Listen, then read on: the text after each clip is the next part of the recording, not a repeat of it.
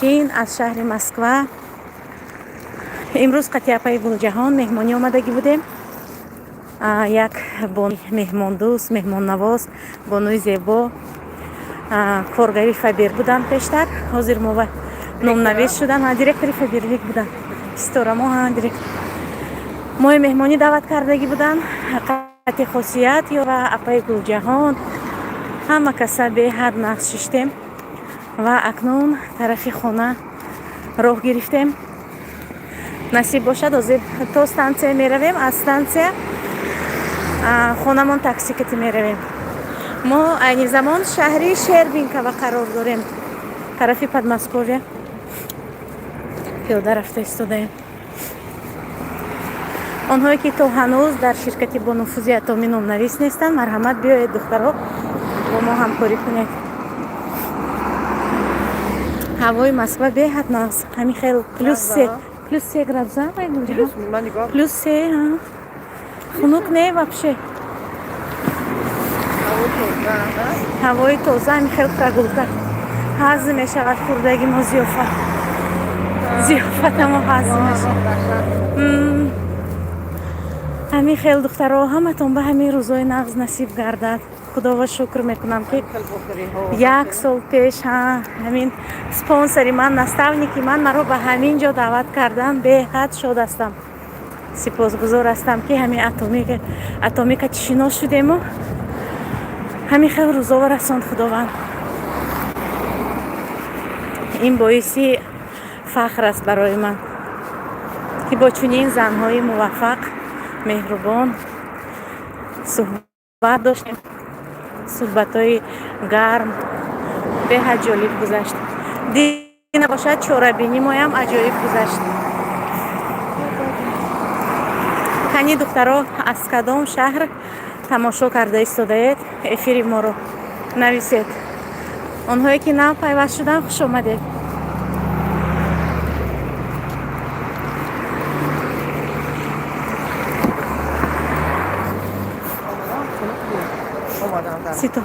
ситорамо ҳама мо ва ҳамин хел падарка доданд бо тӯҳфа. духиҳои фасон, эклат. ситорамо команда мо ва пайваст кардем. духтарои ситорамо директори Фаберлик буданд. бо командашон таваҷҷӯҳ кардан ба командаи ман.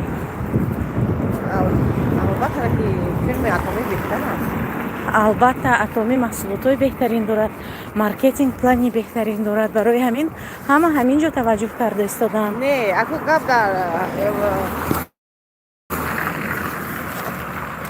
гап занеда паҳлӯ дар вай таваҷҷӯҳ кардан дошто ки атомӣ беҳтарину хубтар гуфтани не аху чӣ гум одам бинеда як ҷо корхона кор мерем. вақте ки кор кардем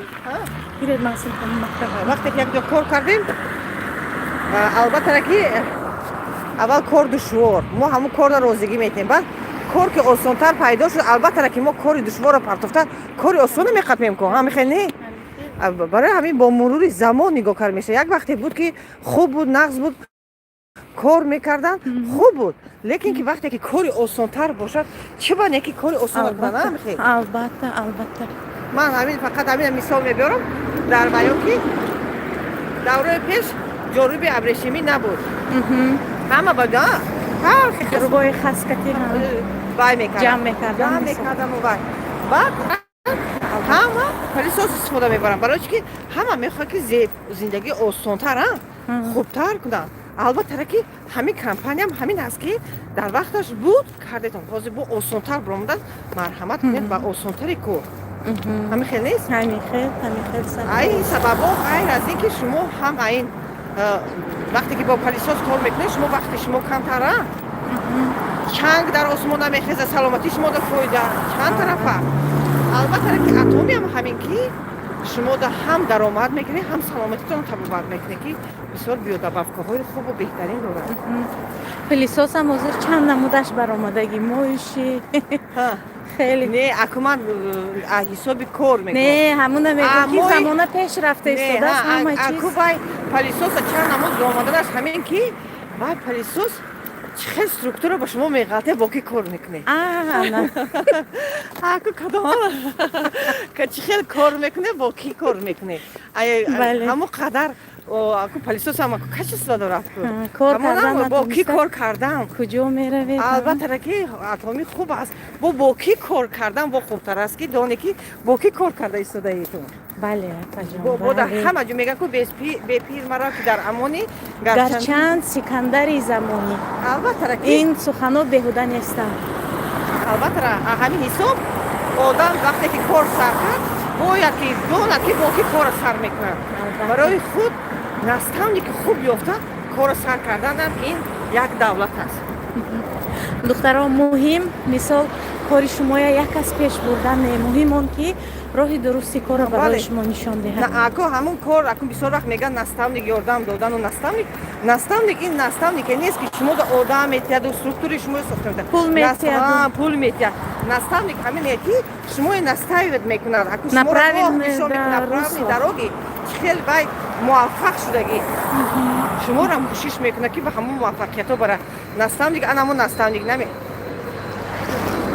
راه بسودسن اون انا میخواه هست رحمتی کلام اپا جون.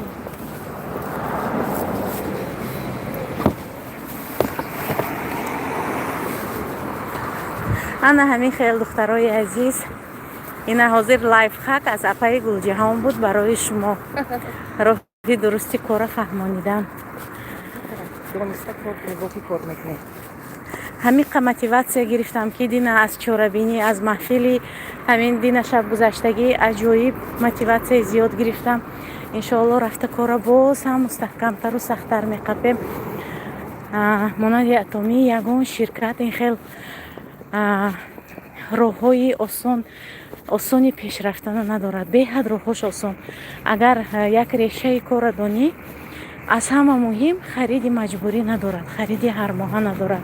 برای همین هم از همه با مهم که بیودبافکای خوب بیودبافکای برای سلامتی برقرار کردن. بله بله اپا جان بله از همه مهم سلامتی انسان.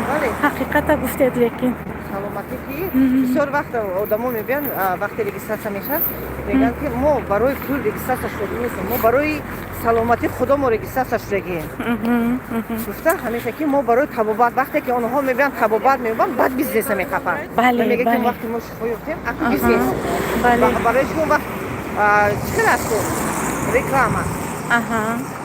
ما به هر حال یک اینا کجا که رفتیم ما زنها کجا رفتیم اگه مغازین ارزان میبیم یا گم کسی خوبه یا گم جو میبیم اومده کو تعریف میکنه همون مغازین را چه محصولاتش خوب چه زور همجا خریدم زور نکه همه خیر ما این رکلامی به پول ما همون مغازین صد شمی برداریم لیکن مغازین با ما سکت کده میکنه این کمپانی همین خصما باوری داره که محصولات این کمپانی معقول میشتونه ای شما همین قدر که شما اول خودتون استفاده برده و یک از پیشنهاد کنید شما هم ثواب میگیرید هم پول کار میکنید. البته اپای گلجهان همین برای درد پای همین استخوان‌های پای درد میکند خرش ها مثل پتیارت شدگی یعنی که خورده شدگی همین چی توصیه میتید شما؟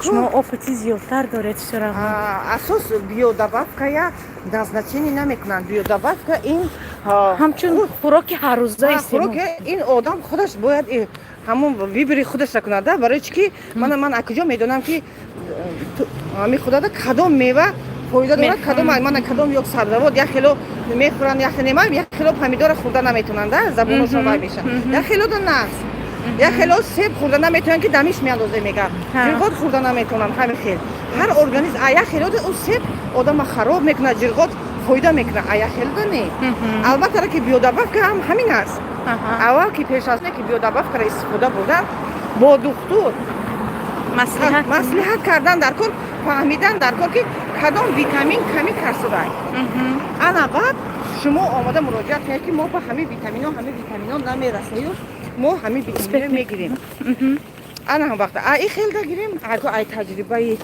کاری گویم بسیار آدم ها استفاده بردگی هم استفاده هم این بیودبافکا که آدم اومگا 3 که در ترکیب و دیترین دارد برای استخوان فایده دارد спирулина 18 номер витамине ки дар таркиби вай витамине ки вай дорад барои устухон. бо ғайр аз ин ҳама хубтару беҳтар турматсин барои дарди поя. барое ки шумо бисёр вақт уже кадом маҳсулота истифода бурда организми шумо уже баштага якуме ки мо кор чӣ мекунем хемохима истифода мебарем ки хемохим аввал ҳамчун палисос организми моро ҳамон чизои нодаркорӣ тайёр мекунад барои биодобавкаҳои хӯрдан. бисёри вақт мо ҳамин ҳама ардалаш мекунем баъд наоборот худомода зарар мекунем да. барои ҳамин хемохима хӯрда организма тоза мекунем. вақте ки организми шумо тоза шуд тайёр аст баъд ҳамин кадом биодобавкае хӯрде нағз қабул мекунад. албатта анаминда вақте ки хемохим хӯрдед шумо метавонед турматсин ки дар таркиби вай зарчӯба вай барои воспалительный процесс. ҳозир мо масла зелёни миди ҳаст ки вай малайзия мебиёд вай барои анамо хрияж барои ҳамин касалҳое ки сухони дарунӣ ҳастку или ки поча ҳаминода аҷоибот фоидаи хуб дорад. о мегӯям ки бозам фаҳмидан дар кор ки чӣ ҳаст организм. бале духтур муроҷиат карда баъд чӣ камбудӣ дорад? бале ҳамин ҳисоб бо ин хубтар мешавад. ҳеҷ мегузарем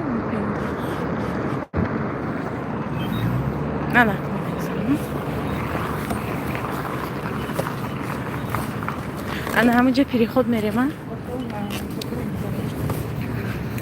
ана ҳамин хел духтарои азиз маълумот аз тарафи апаи гулҷаҳон беҳад таҷрибаи калон доранд. дар ҳақиқат 3 сол боз кор мекунанд ҳаминҷо. хай духтаро мо переход медароем барои шумо шабои хуш то влогҳои оянда то эфирҳои оянда саломат бошед. барои онҳое ки бо мо ҳамкорӣ карданиянд рақамҳои телефоние мегузорам.